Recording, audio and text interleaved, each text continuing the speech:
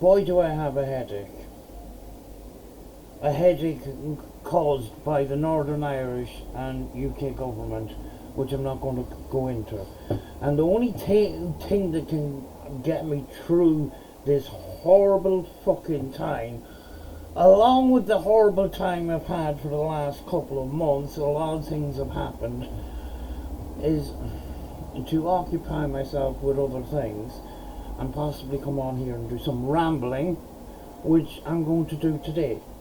Now, a video came up on my feed this morning, and it's from a creator that does some ITC, and he does a lot of things in a different kind of way, like bringing recorders into the bathroom and turning on the tap and using water and all these kinds of things. And it's sort of it's based off a lot of research that was done by people like Annabella Cardoso and people like that.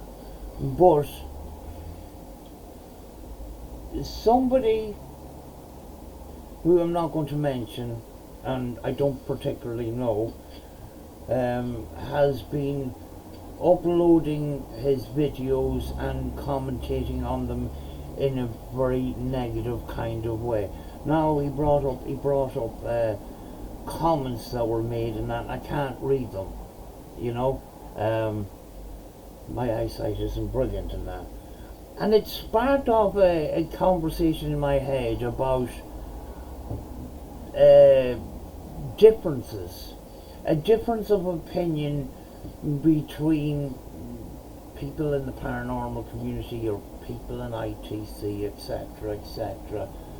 Now, I know that me and this other creator probably won't see eye to eye on everything. Then again, who does? Not right? Yes. Because we've got different, everybody has a different belief system in some sort of way, isn't that right? You want to be on the tally too, what? Say hello to everybody on the tally, there.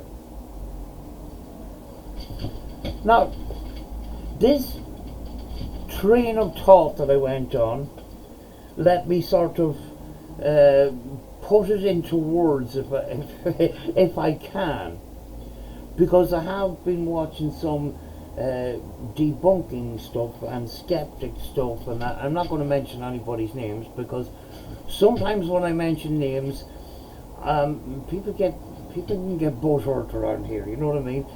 The paranormal community is a very delicate bunch at times. I'm not saying everybody, just in case, but everybody has a different opinion, and you know, sometimes that's okay. If we all believe the same thing, what a boring world it would be.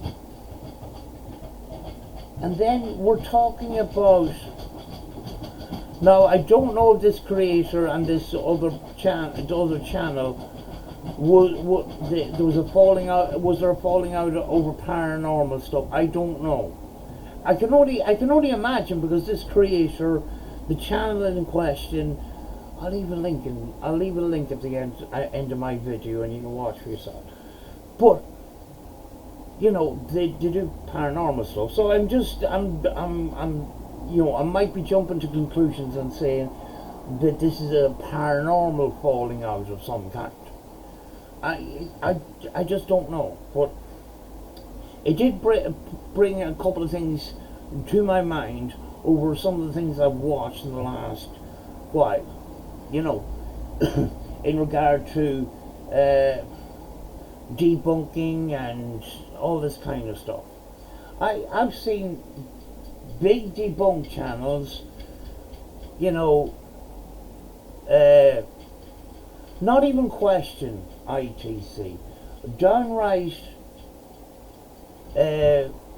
fob it off as audio pareidolia. And yet, when you ask them, do you know or are you familiar with the research of Annabella Cardoso or Marcello Bacci? And the reply I got was, who are they? After saying that ITC is generally audio pareidolia.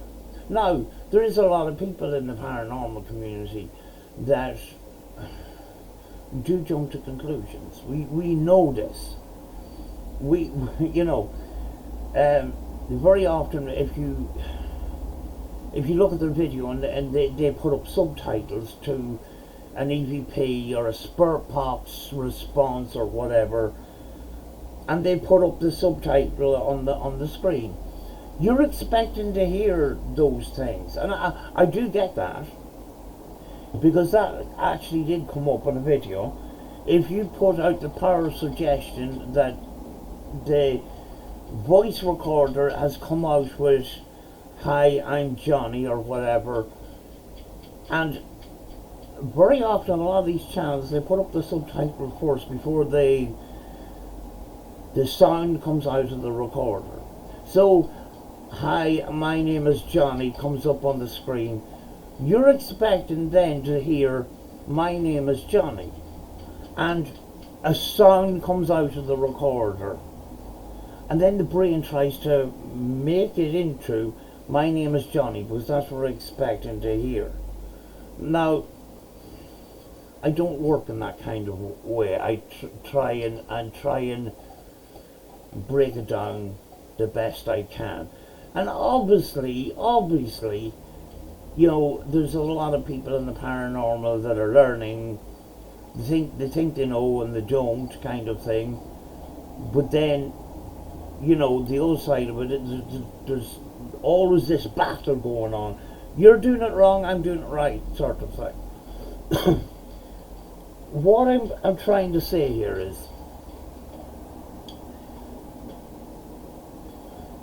there's always a battle going on between paranormal events and the supernatural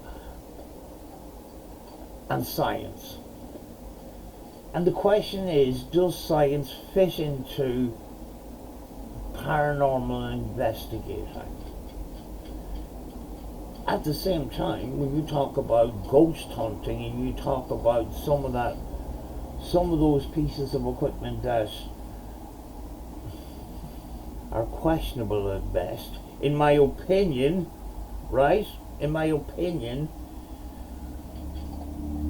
those pieces of equipment have an origin based on science. When you talk about electromagnetic fields and visuals and thermal imaging and 3D mapping and all sorts of things. Very often, a lot of these ghost hunters, to see what they see on YouTube, Ghost Adventures, all these TV shows, and they think that might be fun. Actually, let's go out and do some things like that. Some learn along the way. First going out and not knowing what EMF is or whatever, not understanding equipment whatsoever. Some learn, some don't. But then there's the other part of the paranormal where there's a belief system based on Christianity or other religious beliefs. And often there's a conflict with that too. And my belief system, you know, it started off with, you know, the belief in spirits, the belief in an afterlife, based on my religious belief. But further down the line, I was watching these documentaries with science involved in the paranormal, and to have an open mind, but at the same time not have a closed mind. You know, not have a fully closed mind, but at the same time have an open mind to the science aspect of it. You know, and beliefs not, it's not. It's based on a belief system.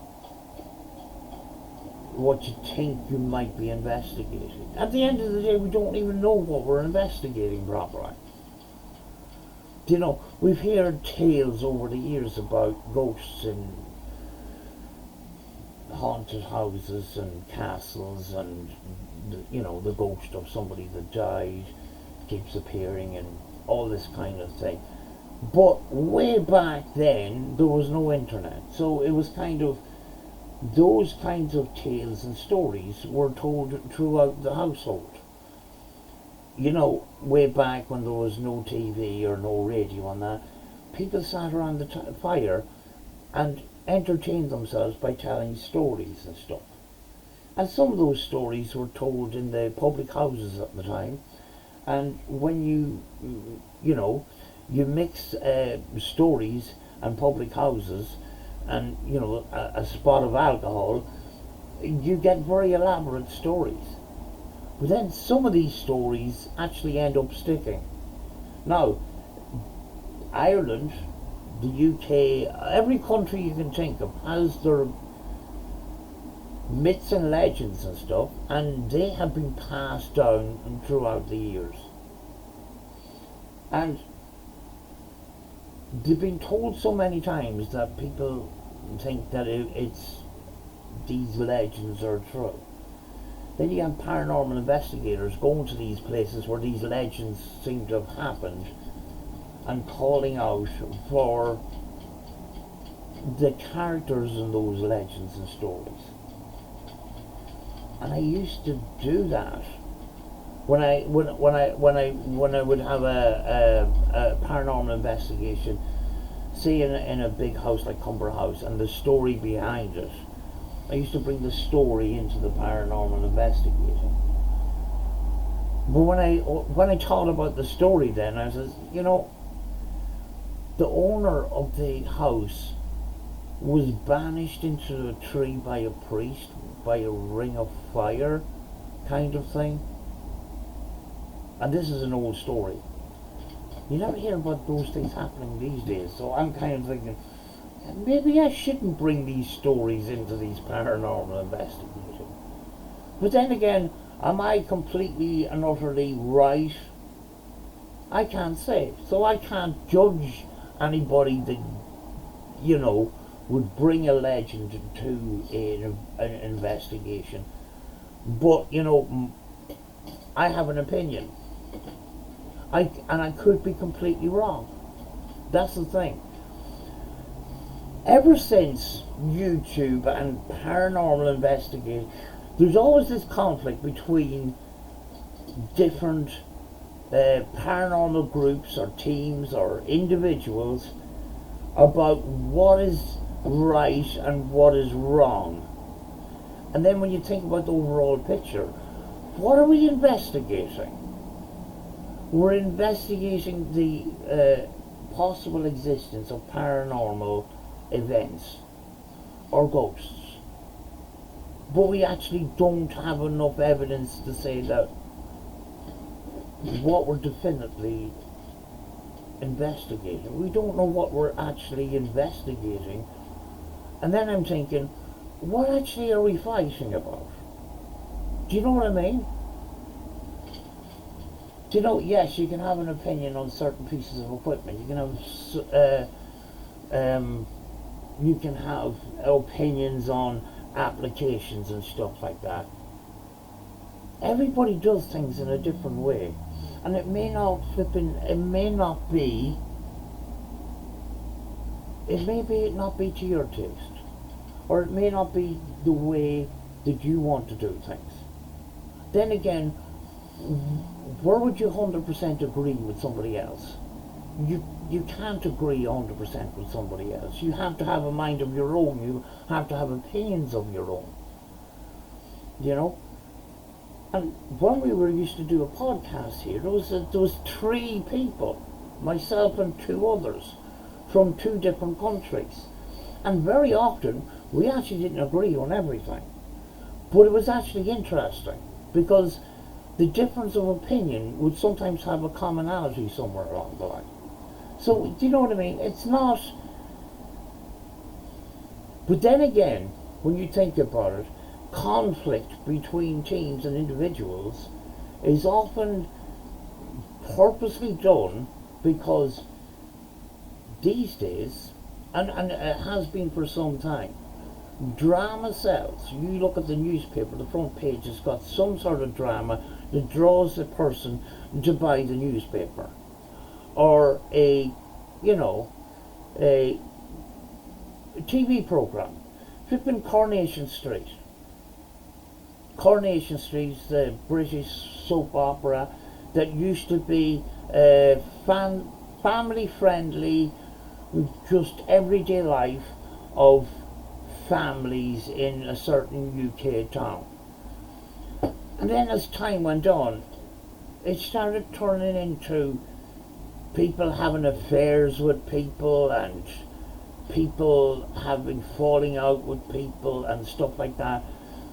And they were copying programs like EastEnders, which is full of drama. And EastEnders was successful at the time. So I think, and I'm not 100% sure, but I think Coronation Street sort of followed the line of EastEnders. Then Neighbours, way back years ago, was an Australian soap. It was just wholesome viewing in the afternoon. That turned to drama as well. So very often on YouTube, you don't get attention unless you fall out with somebody.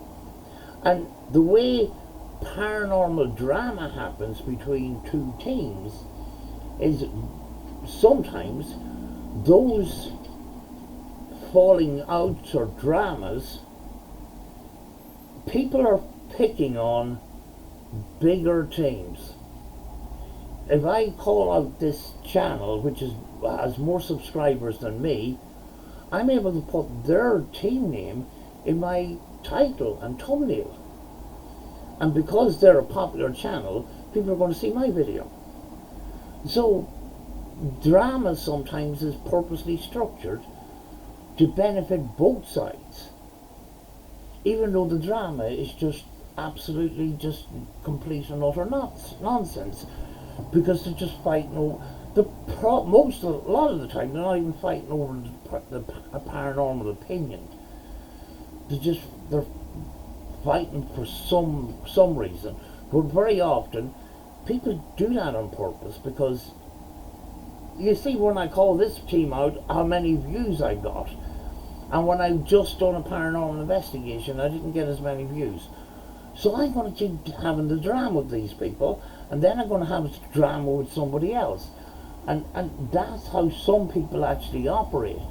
And at the end of the day, then the paranormal starts to get lost in the sauce, because it all turns into drama, and you don't get very much of the paranormal at all.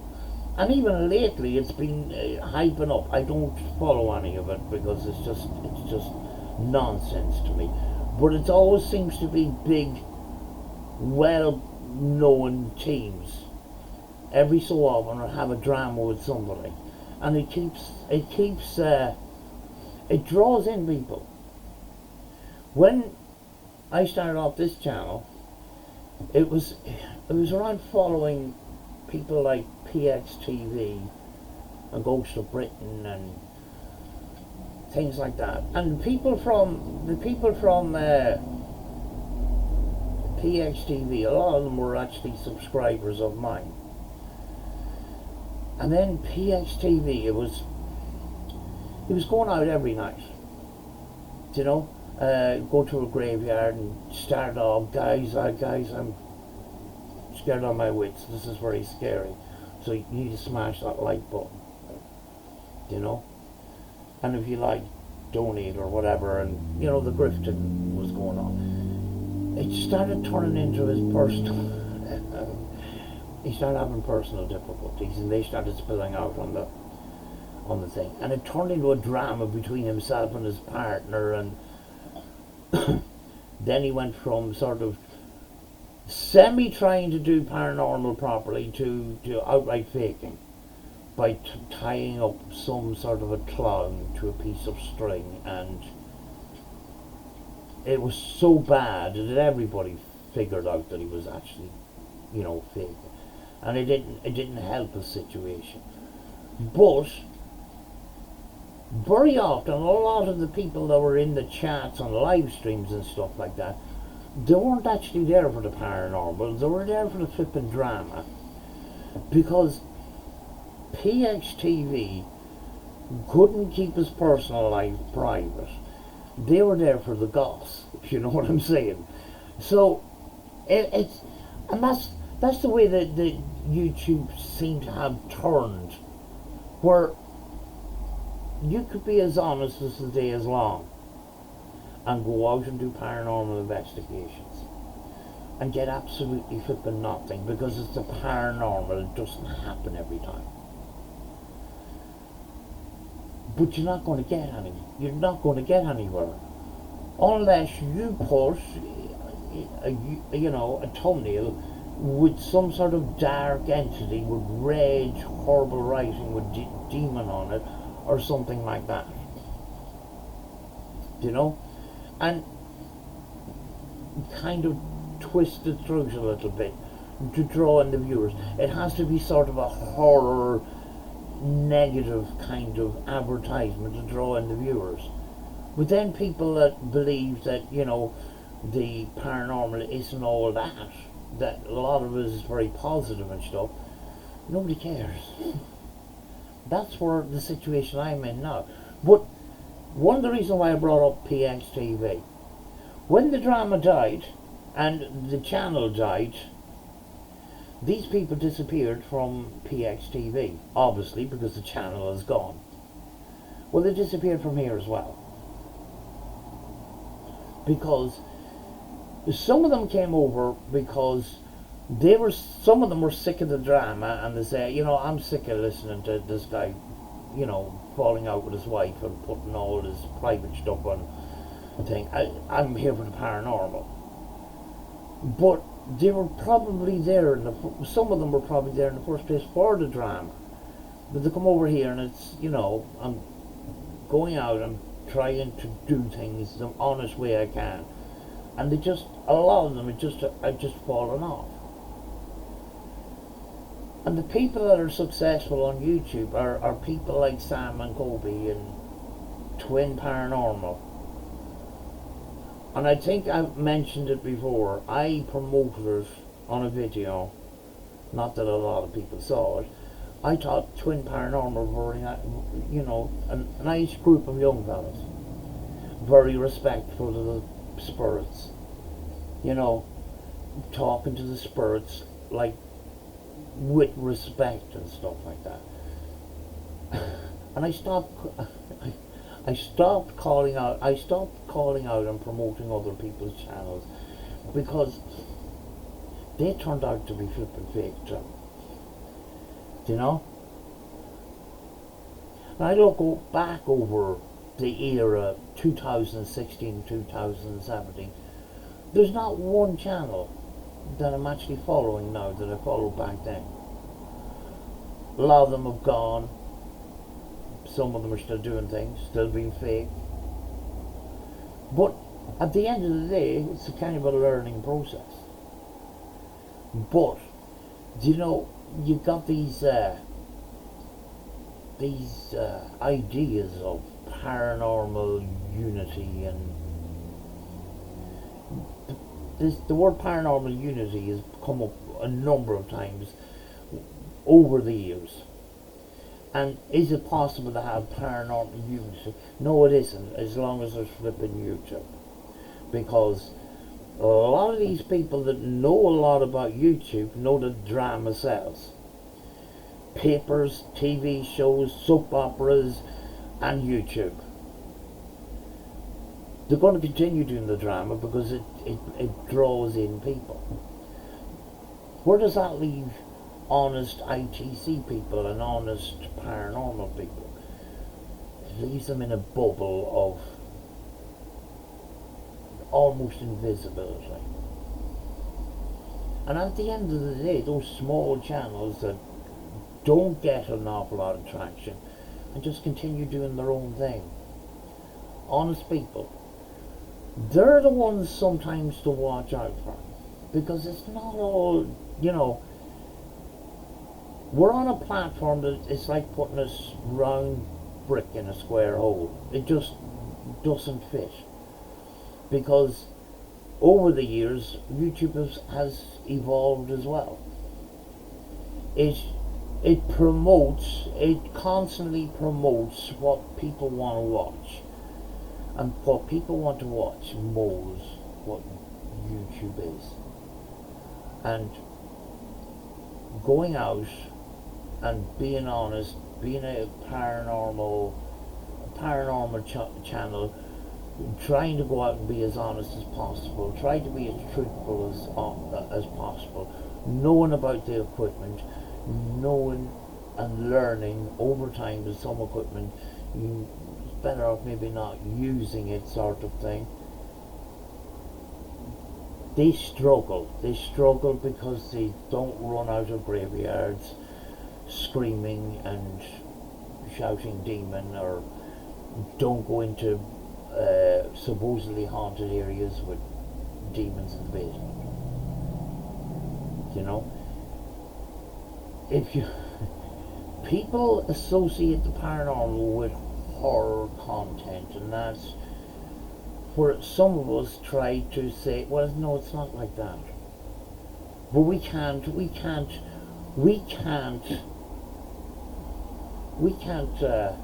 mold what the paranormal is, because we're not 100% sure what it is ourselves. Nobody does. But you know, over the last number of years of doing paranormal investigations, it's been largely positive. It's not been what it's made out to be on TV shows and stuff like that. But people don't want that. When they sit down at night and turn on the TVs and turn on YouTube and get out a bucket of popcorn or a bucket of chicken and sit down and relax to watch a paranormal show, they're there to be entertained. They're there to be scared. They're there to watch paranormal investigators shitting themselves because it's funny. You know? And if we started doing that, we would probably get more subscribers too. But then you're not being true to yourself. But if you're true to yourself, prepare to struggle. Prepare to struggle, because the truth sort of doesn't matter on YouTube anymore, it seems. You know? Even though some of these debunkers, that's what they're trying to promote. They're trying to promote the truth. They're trying to call out the fakery and stuff. But here's the problem. Debunking is good. It exposes, right? It exposes where people are trying to pull the wool over your eyes. This didn't happen, it was fake, there was string tied to a certain object that moved and blah blah blah, or there was masking and all this kind of stuff. But the problem is, there's nobody promoting people that are telling the truth. Sometimes they do, but they tend to promote their friends, if you know what I'm saying. The same debunkers, promote their few channels. They're all buddies. That's where the problem is. What about the small guy? The small guy that some of these channels way back in 2016, 2017, some of the evidence that they came out with was unbelievable. And nobody flipping saw it. Do you know? Then again, those people, they don't really care about growing massive channels on YouTube, because at the end of the day, the more you grow, the more you attract sometimes negative attention. So sometimes a small channel is great because you're surrounded by people that appreciate you. Not that you want to be surrounded by yes people all the time, You can't. A good paranormal investigator expects to be called out where you've made a mistake, and sometimes I've made a mistake, and nobody's. Do you know what I mean? Nobody's disagreed with me or anything like that, and then I figure out the mistake after I put up the video, sort of thing. You don't want to be surrounded by yes people. What is the aim of all of this? What is the aim of doing paranormal investigations and putting up on YouTube when you're completely and utterly honest? The end goal is kind of to go out there and experience the truth. And very often the truth can't be, or the experience can't be fully shared on YouTube, because if you experience something, a lot of it's feelings. Along with visual phenomenon or audio phenomenon. Sometimes things affect your body and stuff like that, where science could help with some of those things, but you can't fully express a paranormal event by visuals alone, because you've got feelings and you've got audio and you've got the experience of being there. And that's why I started investigating. It wasn't so much growing on YouTube. It was trying to find the truth and experience things for myself. And some of the stuff that I've experienced, it's very hard to fully present that when there was more to it than just seeing and filming and putting it on YouTube.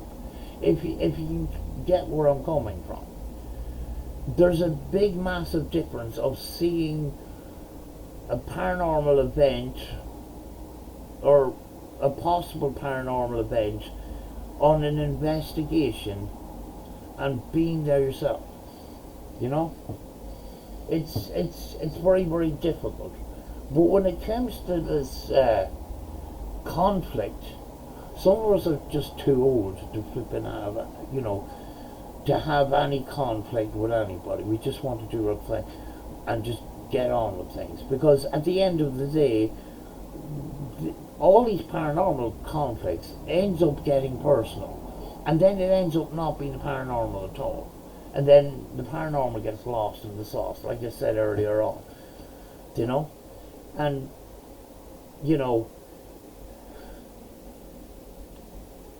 sometimes people are they get discouraged when people don't see their videos on YouTube. But at the end of the day, you were there, you experienced it, you had a night out, you tried. Is that enough? To me it is, to be honest with you. Because, if you're going to focus fully on YouTube and monetization and getting money for videos and stuff like that,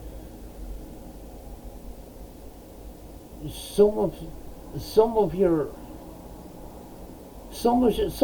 focus is directed towards there, and it takes away from the experience of the paranormal, if you know where I'm coming from. I hope I'm not blabbering too much, and I hope I'm making some sort of sense. But I'm going to leave that one for now, and probably talk to you really soon, because I'm most likely going to have to come back on camera when I'm going through an awful flipping lot. Things are not so good, if you know what I'm saying. We're in a careful, we're in a society where people don't care. Governments don't care. They don't give a shit about you as an individual. And I'm suffering along those lines, if you know what I'm saying. I don't want to get into too much detail, if you know what I'm saying. But talk to you soon. Thank you for watching, and I hope some of this made sense.